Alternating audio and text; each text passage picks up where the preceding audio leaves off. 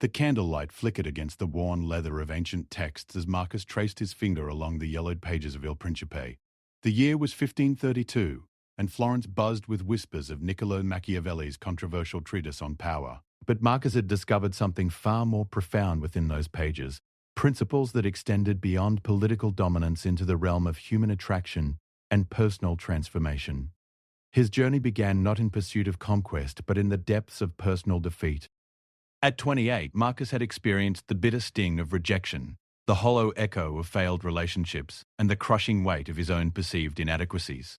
Like many men of his generation, he had mistaken kindness for weakness, accommodation for love, and desperation for devotion. The women he pursued seemed to slip through his fingers like water, drawn instead to men who possessed something he could not name, until he found it buried within Machiavelli's strategic brilliance. The transformation that followed would not only change Marcus's life but reveal universal truths about attraction, power, and the fundamental nature of human desire. Through years of study and application, he distilled Machiavelli's wisdom into 10 precise questions, not mere conversation starters, but psychological keys that unlock the deepest chambers of feminine attraction. Part 1. The Foundation of Irresistible Presence. The first revelation came to Marcus on a rain-soaked evening in a Florentine tavern. Isabella, the merchant's daughter who had captured the attention of every eligible bachelor in the quarter, sat across from him with eyes that seemed to see straight through his carefully constructed facade. For months he had pursued her with the conventional weapons of courtship, flowers, poetry, promises of devotion. Each gesture had been met with polite indifference, her gaze always drifting toward Lorenzo, the silk trader who spoke little but commanded attention with his mere presence. That night, armed with Machiavelli's insights, Marcus asked his first strategic question. Isabella, what do you believe separates those who shape their destiny from those who are merely shaped by it? The effect was immediate and profound. Isabella's posture shifted, her eyes focused with newfound intensity. And for the first time, Marcus held her complete attention. The question had accomplished what months of traditional courtship could not. It had revealed him as a man concerned with power, purpose, and the deeper currents of human nature. This became the foundation of what Marcus would later understand as the first question. What do you believe separates those who control their fate from those controlled by it? The genius of this inquiry lies not in its surface meaning, but in its psychological architecture. When posed to a woman, it immediately establishes the questioner as someone who thinks in terms of agency and control, qualities that trigger deep-seated attraction responses. The question assumes the respondent is capable of philosophical depth, while simultaneously revealing the questioner's own preoccupation with mastery over circumstances. Marcus observed that women responded to this question with remarkable consistency. Their eyes would widen slightly, their breathing would deepen, and they would lean forward, classic indicators of heightened interest and attraction. The question worked because it touched upon fundamental truths about human nature that Machiavelli had identified centuries earlier. People are drawn to those who demonstrate mastery over their environment and themselves. The second question emerged from Marcus's study of chapter 17 of The Prince, where Machiavelli discusses whether it is better to be loved or feared. Marcus realized that attraction often stemmed from a woman's ability to sense a man's capacity for both protection and danger, what modern psychology might call benevolent dominance. If you had to choose, Marcus would ask, would you rather be with someone who everyone loves but no one fears, or someone who commands both love and respect through their strength? The question was carefully constructed to avoid appearing threatening while simultaneously communicating his understanding of power dynamics. Women invariably responded with fascination, often sharing intimate thoughts about their desires for partners who could provide both safety and excitement. Sarah, a spirited artist he met at a gallery opening, paused mid-sentence when he posed this question. Her previous conversation about her latest painting seemed to evaporate as she considered his words. That's exactly what I've been searching for, she admitted, her voice dropping to a whisper. Someone who could protect me, but whom I could also respect, not just love. The third question drew from Machiavelli's observations about fortune and virtue. Fortuna and virtue. The Renaissance master had written extensively about the interplay between circumstances beyond our control and the personal qualities that allow us to shape those circumstances. Marcus translated this into a question that probed a woman's relationship with challenge and growth. When faced with a situation that could either break you or make you stronger, What is it about your character that determines which outcome occurs? This question accomplished multiple objectives simultaneously. It assumed the respondent possessed strength and resilience while inviting her to reflect on her own power. It also positioned the questioner as someone who viewed challenges as opportunities for growth rather than obstacles to be avoided, a mindset that women find irresistibly attractive. Elena, a successful lawyer who had initially dismissed Marcus as just another romantic, found herself opening up about her childhood struggles and the inner strength she had developed. The question had bypassed her professional defenses and connected directly with her core sense of identity. By the evening's end, she was asking when they could meet again. The fourth question represented Marcus's deepest insight into Machiavelli's understanding of human nature. The philosopher had written about the importance of being able to adapt one's approach to different circumstances, what he called being both fox and lion. Marcus crafted a question that explored this duality. Do you think there's more strength in the person who never changes their approach, or in someone who adapts their strategy while never compromising their core values? Women consistently responded to this question with intense interest because it addressed a fundamental tension they experienced in their own lives. The modern woman often struggled to balance authenticity with adaptability, strength with flexibility. By posing this question, Marcus demonstrated his understanding of these complexities while revealing himself as someone who had given serious thought to the nature of principled flexibility. The fifth question delved into Machiavelli's observations about the nature of loyalty and its relationship to respect. The prince had noted that fear-based loyalty was more reliable than love-based devotion because it was grounded in rational self-interest rather than emotion. Marcus adapted this principle into a question about attraction. What do you think creates deeper connection? Being chosen because someone needs you, or being chosen because they respect who you are independently? This question consistently generated profound responses because it addressed women's deepest desires for authentic connection. Modern dating culture often confused neediness with love, desperation with devotion. Marcus's question cut through these misconceptions to explore what truly sustainable attraction looked like. Talentina, a successful entrepreneur, had grown tired of men who seemed more interested in what she could provide than who she was as a person. When Marcus posed this question during their first dinner, she set down her wineglass and studied his face carefully. "You're asking about the difference between being wanted and being valued," she said slowly. "Most people don't understand there's a difference." Part 2. The psychology of magnetic attraction. The transformation in Marcus's dating life was remarkable, but he understood that the questions were merely tools. The real power lay in the mindset that made them effective. Machiavelli's greatest insight was not about manipulation, but about understanding the true nature of power and attraction. A man who had destroyed his weak self, who had eliminated the needy, desperate, validation-seeking aspects of his personality, became genuinely attractive because he embodied the qualities that triggered deep psychological responses in women. The sixth question emerged from Marcus's study of Machiavelli's thoughts on reputation and perception. The prince had written extensively about the importance of how others perceived a ruler's strength and capability. Marcus realized that attraction often stemmed from a woman's perception of a man's social value and his awareness of that perception. If you could only be known for one quality that would make people either deeply respect you or completely dismiss you, what would you choose? This question worked on multiple levels. It assumed the respondent thought strategically about their reputation while revealing the questioner's own understanding of social dynamics. Women were drawn to men who demonstrated awareness of their social positioning without appearing insecure about it. The question also created what psychologists call cognitive arousal. It required mental effort to answer, which created a psychological state that could be interpreted as attraction. When combined with the right setting and delivery, this cognitive engagement translated into genuine interest. Maria, a philosophy professor at the local university, had initially approached their conversation with academic detachment, but when Marcus posed this question, her scholarly interest transformed into personal curiosity. She began asking her own questions about his background, his motivations, his understanding of human nature. The intellectual stimulation had created the foundation for romantic interest.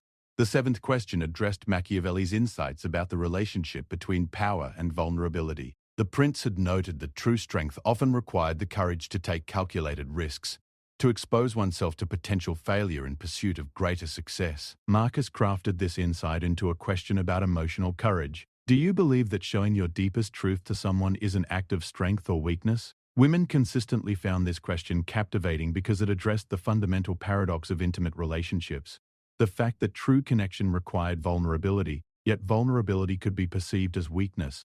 Men who could discuss this paradox intelligently while obviously embodying emotional strength became irresistibly attractive.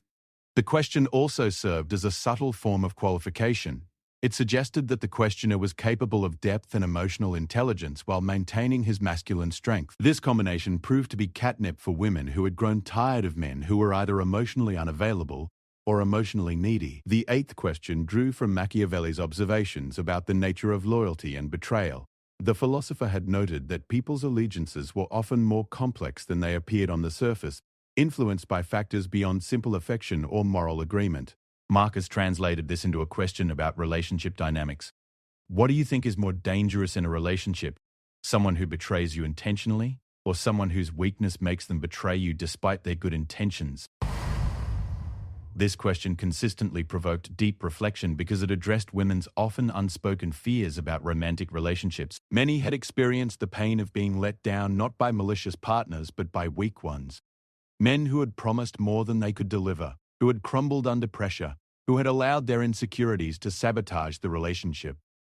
By posing this question, Marcus demonstrated his understanding of these dynamics while implicitly communicating his own strength and reliability. Women sensed that here was a man who understood the importance of personal strength, not just for his own success, but for his ability to be a dependable partner. The ninth question represented Marcus's most sophisticated application of Machiavellian principles to the realm of attraction. The prince had written about the importance of timing, knowing when to act, when to wait, when to advance, when to retreat. Marcus crafted a question that explored this concept in the context of human relationships. When you meet someone who could potentially change your life, do you think it's better to pursue that possibility immediately or to let the connection develop naturally, even if it risks losing the opportunity? This question was brilliant in its psychological complexity. It created a scenario where the woman had to imagine meeting someone significant, potentially the questioner himself. It also demonstrated his understanding of romantic timing while subtly communicating that he was someone who could potentially change your life. The question also served as a form of subtle seduction. By asking it, Marcus was simultaneously suggesting that their meeting might be significant while demonstrating the kind of strategic thinking that women found attractive. The very act of considering the question created a mental simulation of deeper connection.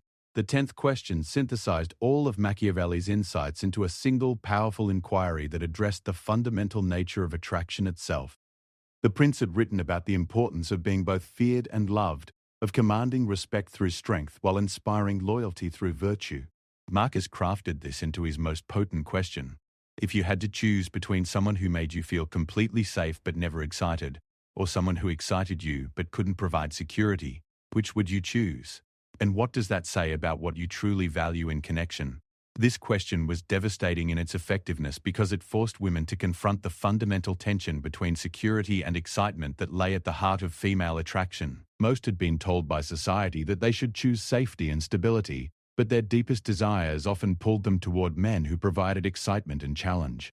By posing this question, Marcus accomplished several things simultaneously. He demonstrated his understanding of this core psychological conflict while positioning himself as someone who recognized the importance of both elements. The question also served as a form of subtle qualification. It suggested that he might be someone capable of providing both security and excitement. The Holy Grail of Female Attraction, Part 3. The Transformation of the Self. The true power of these questions, Marcus came to understand, lay not in their tactical application, but in the transformation they required of the questioner. A man could not authentically pose these inquiries while remaining trapped in his weak, needy, validation-seeking self. The questions demanded that he become the kind of man who naturally thought in terms of power, strategy, and strength, exactly the kind of man women found irresistibly attractive. This realization connected directly to Machiavelli's most profound insight, the relationship between internal transformation and external success. The prince had not been merely a manual for political manipulation, but a blueprint for personal evolution. A ruler who had not mastered himself could never truly master his domain. Similarly, a man who had not destroyed his weak self could never hope to attract and maintain the interest of exceptional women. Marcus's own transformation had been gradual but profound. The desperate, approval-seeking young man who had once begged for Isabella's attention no longer existed. In his place stood someone who understood that attraction was not about manipulation but about embodying the qualities that triggered deep psychological responses in women: strength, purpose, emotional intelligence, and the ability to provide both security and excitement. The process of destroying his weak self had required Marcus to confront every aspect of his personality that stemmed from insecurity, neediness, or the desperate desire for validation. He had to eliminate the tendency to seek approval, to apologize for his desires, to diminish himself in the hope of making others more comfortable. This was not about becoming arrogant or callous, quite the opposite. True strength, he learned, was quiet, confident, and genuinely attractive precisely because it was not dependent on others' reactions. The 10 questions became Marcus's tools for testing and reinforcing this transformation. Each inquiry required him to embody the mindset of a man who had mastered himself, someone who could discuss power, strategy, and human nature from a position of genuine understanding rather than theoretical knowledge. The questions worked because they could only be asked authentically by a man who had done the inner work to become genuinely attractive. As word of Marcus's success spread throughout Florence, men began seeking his counsel. They came expecting tricks and techniques, but Marcus understood that lasting transformation required something far deeper. He would sit with these men in his study, surrounded by the works of Machiavelli and other masters of human nature, and explain the fundamental truth he had discovered. These questions are not tools for manipulation, he would tell them. They are mirrors that reflect who you have become. A weak man asking these questions will be exposed as someone playing a role, but a man who has genuinely transformed himself, who has destroyed his needy, desperate, validation-seeking self, will find that these questions naturally arise from his evolved understanding of attraction and human nature. The transformation was never comfortable. It required abandoning the familiar patterns of behavior that had provided short-term comfort but long-term failure. Marcus had to learn to be comfortable with women's initial uncertainty, their testing, their attempts to discover whether his strength was genuine or performed. He had to develop the patience to let attraction build naturally rather than trying to force immediate results. Most challenging of all, he had to learn to value his own approval above the approval of others. This meant being willing to walk away from women who were not genuinely interested, to set boundaries without apology, to pursue his own goals and interests even when doing so meant disappointing others. Paradoxically, this independence made him far more attractive than his previous attempts to please everyone. The success that followed was remarkable, not just in its scope but in its quality. Women began approaching Marcus rather than the other way around. They sought his company, valued his opinions, and competed for his attention in ways he had never experienced. More importantly, the relationships that developed were based on genuine mutual respect and attraction, rather than neediness or manipulation. Isabella, the merchant's daughter who had originally inspired his journey, eventually became his wife. Years later, she would tell him that what had first attracted her was not his questions but the man he had become. Someone who understood power, possessed genuine confidence, and could provide both the security she needed and the excitement she craved. "You were the first man who made me feel like I was being chosen rather than needed," she explained during one of their evening conversations. "And you were the first who made me want to be worthy of that choice." The 10 questions had evolved from tactical tools into natural expressions of Marcus's transformed personality. He no longer needed to remember to ask them.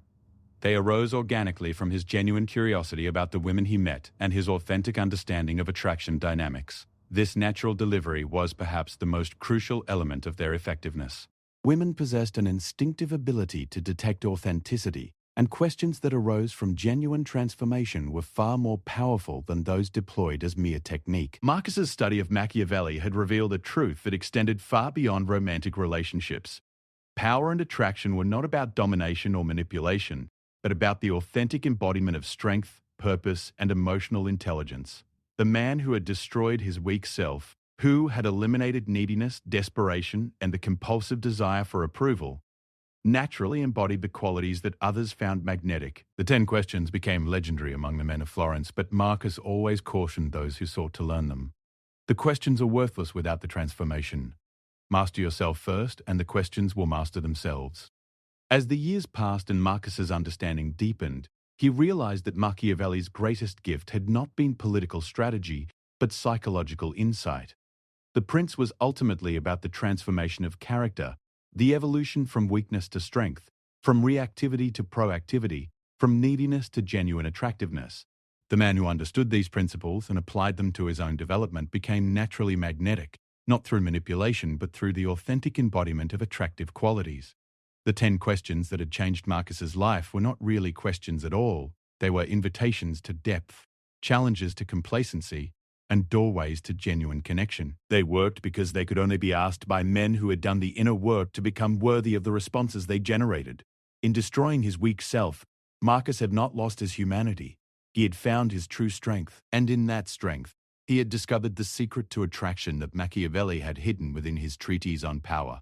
The man who masters himself naturally masters the hearts of others. The candlelight that had illuminated those first pages of Il Principe still flickered in Marcus's study decades later, but its glow now fell upon a man transformed. The desperate young suitor who had once begged for attention had evolved into someone who attracted it naturally, effortlessly, and authentically. The 10 questions had been his tools, but the transformation had been his masterpiece, a living testament to Machiavelli's eternal truth that the greatest conquest is the conquest of oneself. In the end, Marcus understood that the questions were not really about making women feel drawn to him. They were about becoming the kind of man who naturally draws exceptional people into his orbit. The weak self, once destroyed, could never be rebuilt. In its place stood something far more powerful, a man who understood that true attraction stemmed not from desperation, but from strength, not from neediness, but from purpose, not from manipulation, but from the magnetic pull of authentic personal power. The legacy of those 10 questions continued long after Marcus's time, passed down through generations of men who understood that lasting transformation required more than technique. It demanded the complete reconstruction of one's relationship with power, attraction, and the fundamental nature of human desire. They learned, as Marcus had learned, that the man who destroys his weak self can indeed never be destroyed by others, for he has become his own source of strength, validation, and unshakable attractiveness. The 10 questions in summary. What do you believe separates those who control their fate from those controlled by it? Would you rather be with someone who everyone loves but no one fears, or someone who commands both love and respect through their strength? When faced with a situation that could either break you or make you stronger, what is it about your character that determines which outcome occurs? Do you think there's more strength in the person who never changes their approach, or in someone who adapts their strategy while never compromising their core values? What creates deeper connection? Being chosen because someone needs you, or being chosen because they respect who you are independently? If you could only be known for one quality that would make people either deeply respect you or completely dismiss you, what would you choose? Do you believe that showing your deepest truth to someone is an act of strength or weakness? What is more dangerous in a relationship, someone who betrays you intentionally, or someone whose weakness makes them betray you despite their good intentions? When you meet someone who could potentially change your life, do you think it's better to pursue that possibility immediately or to let the connection develop naturally, even if it risks losing the opportunity? If you had to choose between someone who made you feel completely safe but never excited, or someone who excited you but couldn't provide security, which would you choose, and what does that say about what you truly value in connection?